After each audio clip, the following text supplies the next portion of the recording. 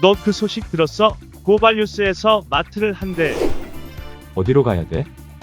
가긴 어딜까? 인터넷 쇼핑몰이라고. 포털에서 고발마트를 검색해봐. 어마어마하게 많은 제품들이 은하계 최저가로 공급되고 있어. 고발마트 함께 해주시면 정말 감사하겠습니다. 고발마트에서 만나요. 법률적으로는 피의자와 검사의 만남이 계속 유지가 되고 있었다는 것이죠. Am I Julie?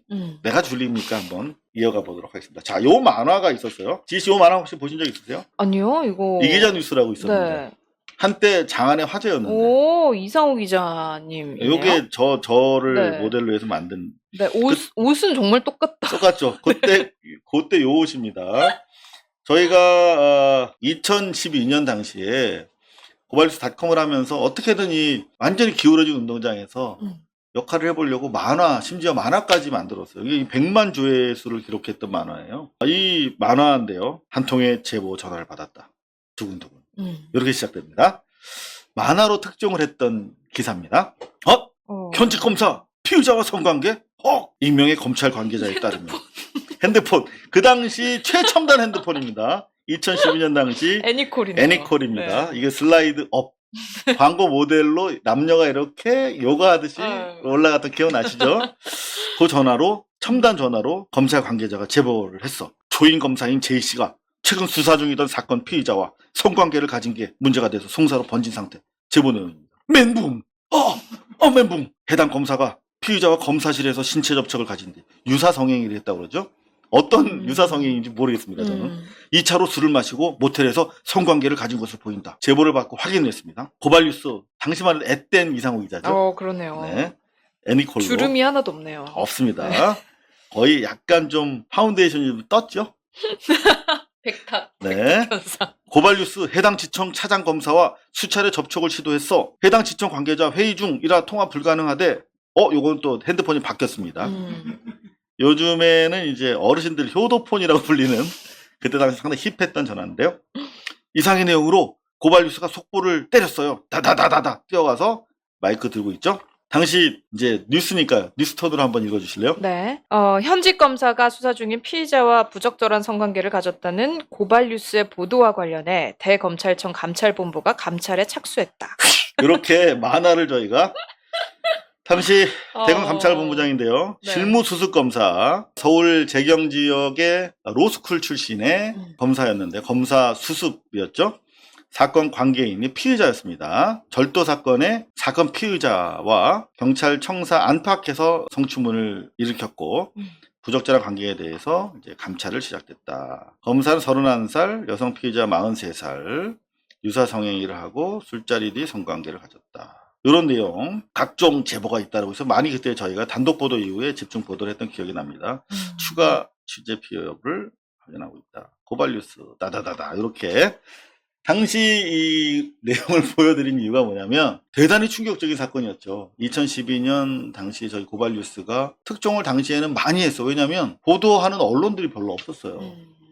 믿기 어려우시겠지만 그냥 MB정부 하에서 내려주는 기사만 쓸 때야. 요 기사가 중요한 게 뭐죠? 검사랑 사건 피의자랑 기본적으로 이런 불법적인 성관계를 가지면 이거는 성상납으로도 처벌이 됐어요. 그 당시에.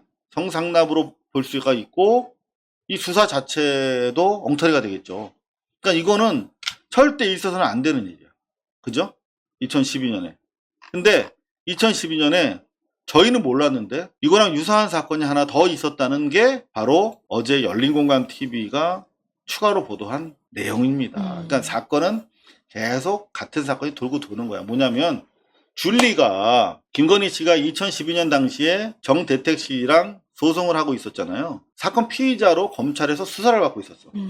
근데 당시에 검찰의 수뇌부의 중수 1과의 과장으로 있는 부장검사예요. 과장이라고 부르지만 부장검사입니다. 그냥 엄청난 영향력을 이 검사, 어떻게 보면 이 검사는 쪼무레기잖아. 수습밖에 안 되는 검사인데 이 검사 수습밖에 안 되는 검사도 사건 피의자와 관계를 가지면 인생 종치는 건데 이 아주 중요한 사건의 피의자가 김건희인데 당시 중수 1과장이던 윤석열이랑 결혼하지 않은 상태에서 동거를 했어. 성관계를 가졌어. 그럼 이게 뭐예요? 성상납인 거예요. 기본적으로 수사를 대가성 유무와 상관없이 이거는 있어서는 안 되는 일이 벌어진 거예요. 그게 이 2012년 요 즈음에 같이 있었다 이 말입니다. 그게 바로 이제 어제 핵심인데, 자 여기 보시면 어제 열린공감TV에서 이 꽃꽂이샵 해당화가 상당히 중요한 키워드였어요. 이거 저는 상당히 관심 있게 봤는데, 여태까지 뭐 일부 나온 얘기를 치밀한 당시의 인터뷰를 통해서 재구성을 한 내용이었어요. 열린공감TV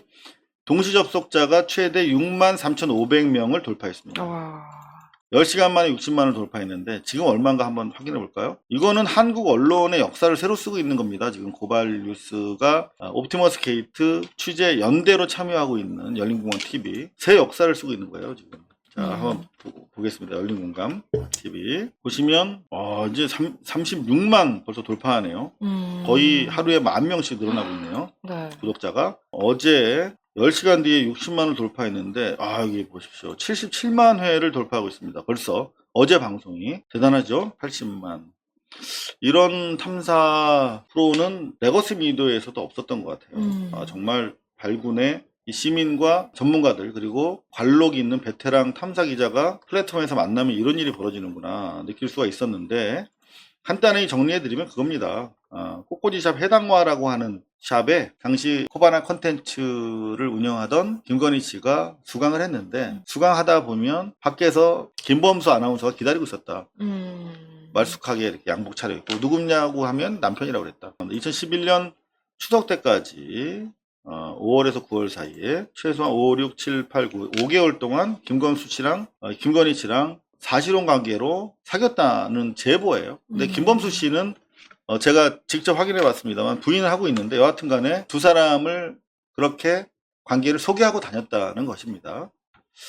이게 왜 중요하냐면 김건희 씨와 김범수 씨는 남산 스카이 아파트에도 방문해서 둘이 결혼할 건데 집을 보러 왔다며 김건희, 김범수 두 사람의 어머니들이 손잡고 와서 아파트를 보고 했대요. 그러니까 상당히 결혼을 전제로 사귀었던 게 맞다는 거죠. 그 시기와 상당히 겹친다. 뭐가? 바로 2012년 2월 14일 날 정대택 씨가 김건희 씨가 사는 아파트 17층으로 소포를 보냈는데 그 소포를 윤석열이 수령했다는 것입니다. 그럼 뭐야? 김건희의 소재지로 윤석열 명의의 소포를 보냈는데 소포가 수령됐어. 둘이 동거한다는 얘기 아니야. 자, 그렇다면 적어도 김범수와는 결혼을 전제로 사귀고 있었는데, 그렇다면은 윤석열과도 동시에 만나고 있었다면 윤석열과 김건희 씨는 당시에 결혼을 전제로 사귀고 있었던 것이 아닌 것이었던 것으로 보인다는 거죠. 그러면 뭐야? 법률적으로는 피의자와 검사의 만남이 계속 유지가 되고 있었다는 것이죠. 이게 조금 전에 제가 만화로 보여드렸던 것과 뭐가 다르냐 이거죠. 그죠? 만화로 보셨던 것과 네. 뭐가 다르냐? 멘붕이죠. 그래서 재밌는 것은 지금부터 시작이 되는데, 그래서 이제 2012년 3월 2일에 전대태 씨가 대검이랑 법무부에 윤석열 검사가 피의자와 부적절한 동거를 하고 있다라고 진정서를 냈다는 거예요. 그리고 나서 열흘 뒤에 김건희 씨와 윤석열이 대검청사에서 결혼식을 올렸다는 겁니다. 그러니까 적어도 만약에 이런 진정서가 들어가지 않았거나 또는 김건희 씨와 윤석열 씨가 결혼하지 않았다면 어떤 관계일까? 그리고 진정서는 감찰과 수사로 이어질 수도 있었지 않겠는가 하는 것이 어제 보도의 핵심이었습니다. 어제 상당히 중요한 내용이었다고 보고요. 네. 언뜻 보면 이게 뭐 썬데이 서울 같은 얘기인데, 썬데이 서울 같은 얘기를 우리가 불가피하게 관심을 가질 수밖에 없게 만드는 윤석열 씨가 본질적인 문제를 제기하고 있지 않는가. 오늘 중요한 이제 지난번에 말씀드렸던 네. 아크로비스타 분양시 삼성에서 검찰 쪽에 주로 로비하기 위해서 20채를 확보해서 특혜 분양을 했다는데, 그 중에 한 채가 지금 양재택을 통해서 김건희에게 들어간 것으로 보이거든요. 그러니까 최초의 삼성이 타겟으로 잡은 것은 김건희가 아니라 양재택으로 보이는데, 당시에 일단 양재택만 봤다가 양재택이 제이슨을 통해서 대리해서 분양을 받았고, 제이슨을 통해서 김건희가 인수를 한 것이죠. 중도금을 댐으로써. 그러니까 최초의 삼성은 검찰 쪽 라인에 로비를 하기 위해서 특혜 분양을 했을 가능성이 높아 보이는데, 그걸 김건희가 받아들인 것이고, 그러면 김건희와 삼성의 라인은 언제 형성이 됐는가? 이게 핵심적인 사안 같아요. 왜냐하면 김건희가 코바나 콘텐츠를 만들고 나서 이쪽으로 삼성의 협찬이 이어졌습니다. 요게 어떤 시점에 어떤 관계로 윤석열을 타겟팅한 거 아니냐, 이 부분에 대해서 향후에 남은 숙제인 것 같고요. 오늘 열린공화TV에서 이 20채와 관련된 이야기가 어디까지 진행될지 여러분들과 함께 관심 있게 지켜보도록 네. 하겠습니다. 이 삼성 특혜 분양 20채에 음. 대한 보도가 이어지는 거죠? 그러면? 네, 오늘 요게 이제 핵심적으로 이어질 것으로 보입니다.